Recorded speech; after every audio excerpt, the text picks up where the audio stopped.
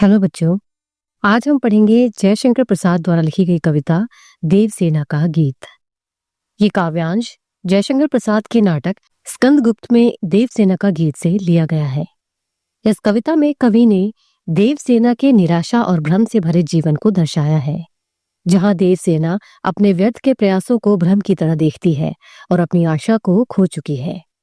देवसेना मालवा के राजा बंधुवर्मा की बहन थी और राजा स्कंदगुप्त से प्रेम करती थी। लेकिन स्कंदगुप्त मालवा के धन कुबेर की बेटी विजया से प्रेम करते थे। उनके जीवन में एक समय ऐसा आया कि जब स्कंदगुप्त देवसेना को पाना चाहते थे, लेकिन तब देवसेना इस बात के लिए तैयार नहीं थी, क्योंकि वो एक बार उनके द्वारा प्रेम में ठुकरा दी गई थी। वह आजीवन कुंवारा रहने का व्रत ले लेती है। एक आक्रमण में पराजित हुए अपने भाई की वीरगति के पश्चात वह अपने जीवन की मधुर स्मृतियों को याद करती हुई एक गीत गाती है। तो चलिए पढ़ते हैं और समझते हैं इस कविता के माध्यम से। देवसेना अपने जीवन के अंतिम क्षणों में निराशा में डूबी हुई कहती है कि मुझे अपने जीवन के इन पलों में वेदना या दुख विदाई के रूप में मिले हैं। यानी उन्होंने अपने जीवन में दुख भरी परिस्थितियां ही देखी, उन्हें कभी भी कोई खुशी नहीं मिली। देवसेना स्कंदगुप्त को बहुत चाहती थी। वो ये सोचती थी कि स्कंदगुप्त से विवाह करने के पश्चात उनका जीवन खुशियों से भरा रहेगा। लेकिन इतने समय बाद अब उन्हें लगता है कि उनकी ये अभिलाषाएं उनका भ्रम मात्र थी। उनका ये प्रेम एक तरफा था, क्योंकि स्कंदगुप्त उनसे प्रेम न करके किसी और से प्रेम करते थे। देवसेना कहती है कि इस प्रेम के भ्रम में रहते हुए उन्होंने जो सुखद भविष्य की कल्पना की थी और उनकी जो इच्छाएं थी वो उन्होंने देश सेवा में लुटा दिया है। उनके जीवन में अब दुख और निराशा के सिवा कुछ नहीं बचा है और आज वह इन्हीं सब दुखों से विदा ले रही है। वो कहती हैं कि वह अपने जीवन के संघर्षों से थक चुकी हैं। उन्हें लगता है कि जीवन भर वह जिस प्रेम को पाने के लिए परिश्रम करती रहीं, उस परिश्रम से निकली हुई हर एक बूंद इस संध्या बेला में उनकी आंखों से लगातार बहती जा रही है। देवसेना यहाँ पर अपने पुराने दिनों को याद करते हुए लगातार रोती जा रही है कि जब वह किसी समय स्कंदगुप्त से बेहद प्रेम किया करती थी और उन्हें पाने के लिए उन्होंने बहुत सी कोशिशें भी की। उनके संघर्षों की इस यात्रा में अब उनके पास केवल खालीपन ही बचा है। जीवन के इस पड़ाव पर देवसेना अब खुद को निराश, थकी हुई और बिल्कुल अकेली महसूस कर रही है। तो चलिए अब पढ़ते हैं दूसरे काव्यांश का अर्थ।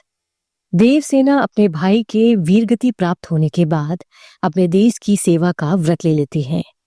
देश सेवा के सपने का जो सुख है, उसके मोह में देवसेना अपने कर्तव्य का पालन करने में तत्पर है, यानी डटी हुई है। और ऐसे समय में वह स्कंदगुप्त को पूरी तरह से भूल चुकी है। उधर स्कंदगुप्त जिससे प्रेम करते थे, उसके द्वारा ठुकराए जाने पर वापस देवसेना के पास आकर उनसे प्रणय निवेदन करते हैं, यानी उन्हें अपना प्रेम स्वीकारने की बात करते हैं।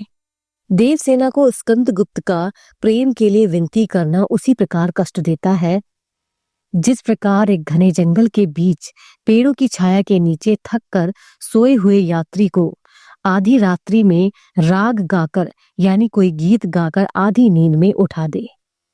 उनके कहने का ये अर्थ है कि जब किसी समय में वह स्कंदगुप्त से इतना प्रेम करती थी, तब उन्होंने उनके प्रेम को ठुकरा दिया था, और इतने समय बाद जब वह उन्हें भूल चुकी है, तब वह उनके पास आकर उन्हें प्रेम का प्रस्ताव दे रहे हैं। और यही बात देवसेना को बहुत कष्ट पहुंचा रही है, क्योंकि इस बीच उन पर क्या बीती ये सिर्फ वही समझ सकती हैं। स्कंदगुप्त से प्रेम करने के कारण लोग उन्हें गलत निगाहों से देखा करते थे, लेकिन वह खुद को लोगों की दृष्टि से बचाकर रखती थी। उन्होंने कभी भी स्कंदगुप्त के प्रति अपने प्रेम को लोगों पर जाहिर नहीं होने दिया। लेकिन इतने समय बाद स्कंदगुप्त के प्रेम प्रस्ताव से देवसेना के हृदय में फिर से भविष्य की आशा जागने लगी है। इस पर देवसेना अपने मन को समझाती हुई कहती है कि ओ मेरी बावली आशा, मैंने अपने जीवन को राष्ट्र सेवा के लिए समर्पित कर दिया है। देश सेवा और आत्म त्याग के द्वारा मैंने जो भी कमाई की थी, वो जीवन के अंतिम क्षणों में स्कंदगुप्त के प्रेम के निवेदन पर अपनी आसक्ति दिखाकर तूने वो सारी कमाई खो दी। और अच्छे काम करके मैंने जो कर्म कमाए थे, उसके महत्व को भी कम कर दिया है।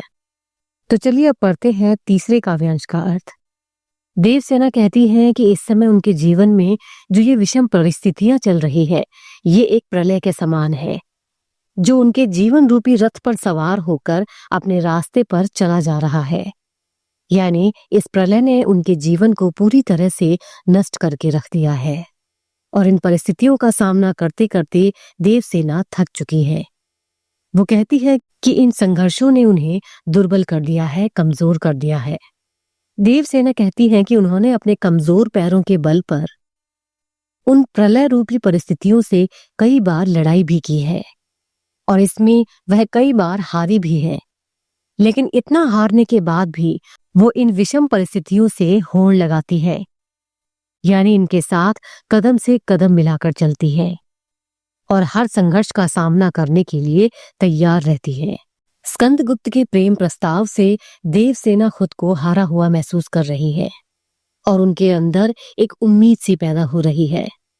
लेकिन वो इस संसार से कहती है कि हे संसार, तुम अपनी इन नई उम्मीदों की अमानत को वापस ले लें, क्योंकि उनके अंदर स्कंदगुप्त के प्रति एक दया उत्पन्न हो रही है, लेकिन वह अब उनके प्रेम को स्वीकार नहीं करना चाहती।